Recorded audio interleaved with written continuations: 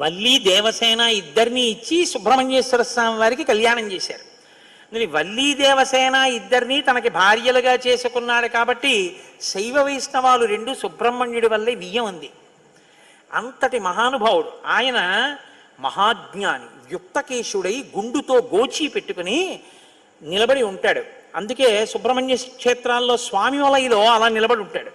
ఆయన ప్రణవానికి అర్థం చెప్తే పరమశివుడంతటి వాడు తెల్లబోయి ఎంత గొప్పగా చెప్పావురా అన్నట్టు.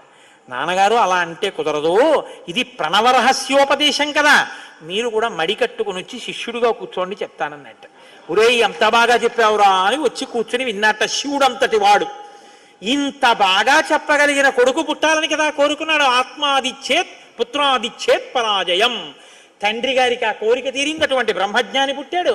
ఆయనే తరువాతి కాలంలో కేవలం పాలు తాగి పెద్దవాడైపోయాడు అంతే. అయిపోగా